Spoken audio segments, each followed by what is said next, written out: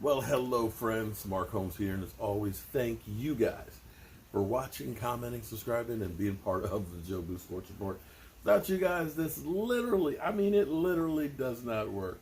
We just got finished our live stream, Monday night live stream. I didn't really get a chance to get into the stuff that I wanted to and really look back at the draft and rate it and stuff because we literally were rated by salty Eagle fans. I mean, seriously. You know, I got people that are coming in, that stuff's getting old. Well, if you don't like it, don't come in and watch it. Because I know I get a lot of people that are putting the crying, laughing faces, rolling on the floor and stuff, emojis out there. But it's funny because I keep hearing all these Eagle fans that talk about how great the players they are that they found in the third and the fourth round, the playmakers and stuff like that. And I keep hearing the talking heads talk about how great a draft it was, even though they drafted a quarterback in the second round. Actually, I think that's a pretty wise deal because when you look at Carson Wentz, 4 out of 5 years he hasn't been able to finish the season. So getting a capable backup quarterback is actually a smart thing. I don't know why you Eagle fans are so mad at me. I didn't make the picks. It's crazy. Sitting here, the NFL, they have to be sitting there thinking, we have a new model. They had a 35% increase of viewership for the draft. Now, of course, a lot of that is because there's been nothing else going on. But they are learning about how it's different now. Instead of having 30 guys there at the draft that you walk across the stage, now you're seeing all these guys at home with their family, their girlfriends and stuff, their home life and things, seeing the reaction of them sitting there, anticipation and waiting, and instead of having 30 guys, you got like 50 guys.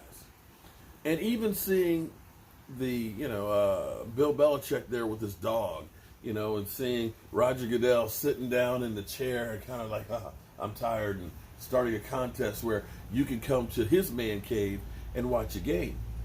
I'd actually like to see that when the Cowboys are playing, to see if they actually call Roger Goodell when there's a controversial call on the field and see if they get his okay. You know what I'm saying? I'd actually like to be able to have somebody there watching Roger to make sure that everything's on the up and up, if you know what I mean. But all seriousness, all jokes aside, what we're seeing right now is change. Just like a person who's an addict or, a person with an addiction, let's say that. They don't change until they hit rock bottom and are forced to change. When I've talked to people who have recovered from drugs, it was, I literally lost everything. I'm homeless and I was in jail and I realized I had to do something different. And that's what changed their lives. And right now, we've been going on with the world the way things always have been because, well, they might not have been perfect, but they were working. If it ain't broke, don't fix it. But now you're seeing things that are changing because it's a new business model. The variables have changed, and now it's an opportunity. I saw the craziest thing.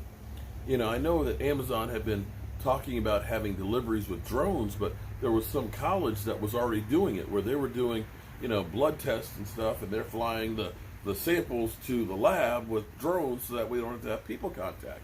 And that they were actually, some of these pharmacies were flying medication and dropping them off in people's backyards so that way you don't have to have that contact. And I was saying today to my wife, I said, you think about, there was a company that had an app that you basically took a picture of yourself and they could build the clothes or the outfits and stuff for you. You're going to see that kind of evolution. And slowly, we've been seeing an evolution with ESPN. Not a good one. It seems like they're trying to catch up with the business model of sports now, and they can't seem to make the right move. They used to be the leader, now they're the reactors. And you're seeing more and more people that are jumping ship. Throughout this whole crisis, they went to the top 100 talent and said, hey, we need you to take a 20% pay cut. And basically didn't really give them a choice because they were publishing who took the pay cut. And if you didn't at this time with what's going on take a pay cut, then you're going to be deemed, public enemy number one. So you're basically forced them to. Will Cain is now going to Fox Sports. We had already seen, Skip go and get his own show after having, him and Stephen A. Smith starting out, First Take. And slowly, bit by bit, they've cut people. They got rid of the people who really knew sports. And when you watch, I still can't believe this clip. Okay, I tell you what. Watch this clip. Drew Brees wasn't Drew until he got with Sean Payton. And Sean Payton is the coach that was the offensive coordinator with Kerry Collins that took the Giants to the Super Bowl and was the quarterback coach with Quincy when he took the Cowboys to the Super Bowl. So this is an outstanding situation for James.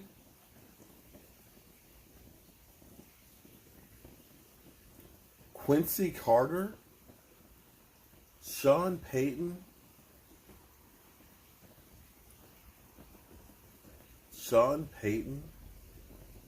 took the Dallas Cowboys and Quincy Carter to the Super Bowl? Was I Rip Van Winkle and slept through that or something? This is the same guy that talks about the Cowboys only have 3 playoff wins since their last Super Bowl.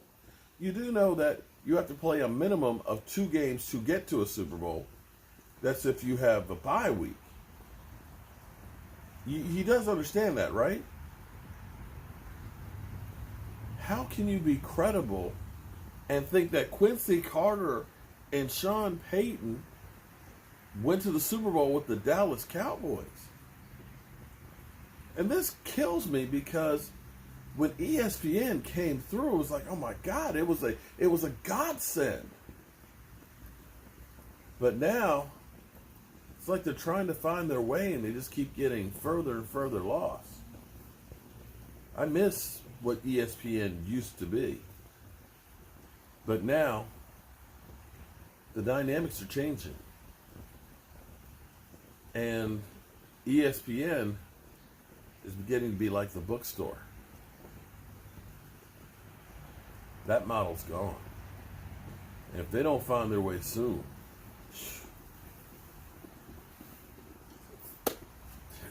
it's going to be, it's just not going to be. So, this draft experience for me was freaking incredible. And it continued even to yesterday and into today. And it's got me with a whole new perspective of where I want to go with the Joe Blue Sports Report. I truly love the connection with you guys. And the things that we were able to do throughout this draft, it felt like I had a true party going on here at my house. And I want to take this to another level and keep on working and doing more because, let's face it, it's really a great feeling. And as we go through this whole coronavirus, I'm not sure that we're going to have a season where we're going to be able to tailgate and do things like we used to. I just don't think that's going to happen, at least not for a while. And if that's the case, I'm going to be ready to have virtual game parties.